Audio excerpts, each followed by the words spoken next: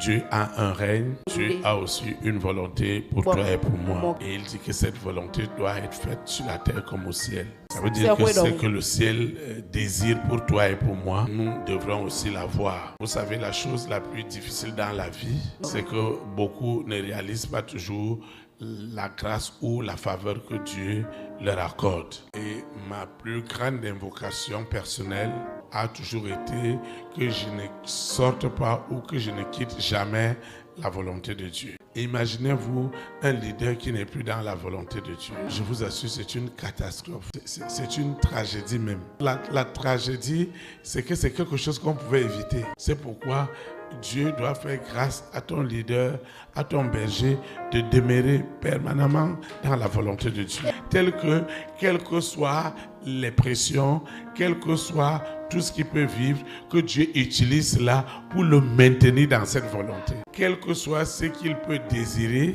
quel que soit ce qu'il peut penser, et quel que soit toutes les oppressions qu'il peut aussi vivre, que chaque fois que ces oppressions viennent, contrairement à ce que le monde des ténèbres attend, que Dieu utilise cela pour qu'il soit dans la volonté de l'Éternel. Parce que lorsque le berger est dans la volonté de Dieu, le peuple baigne dans le règne et dans la volonté de Dieu également. Et lorsqu'on parle du règne de Dieu, c'est que dans les actions que nous posons, beaucoup de personnes doivent rendre grâce à Dieu pour nos vies. Et ils doivent bénir Dieu pour nos vies. Maintenant, vous comprenez comment la Trinité satanique va imposer des œuvres pour que toi et moi, nous ne rentrons pas dans ce règne et dans cette volonté. Dans le règne de Dieu, les hommes commencent à bénir Dieu pour ta vie. Les hommes exaltent Dieu pour ta vie. Les hommes magnifient Dieu pour ta vie. Nous devons parvenir à cela, afin que toi et moi, nous ne soyons pas un blasphème pour l'évangile. Alors, toutes ces œuvres que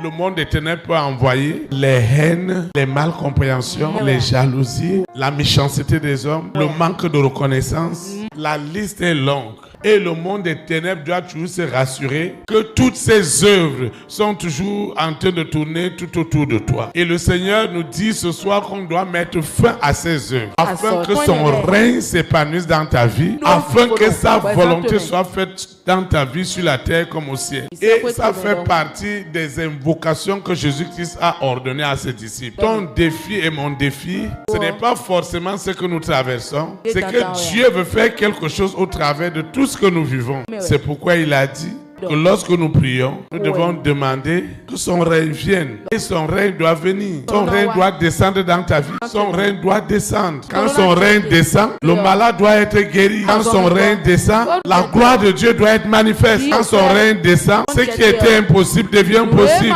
Quand son règne descend, tu as des témoignages. Parce que sa volonté doit être faite sur la terre comme au ciel. Dieu a une volonté pour toi et pour moi. Dieu a une volonté. Et personne ne peut arrêter cette volonté. Et toutes les œuvres qui tenteront d'arrêter cette volonté, ces œuvres seront tuées en seconde mort.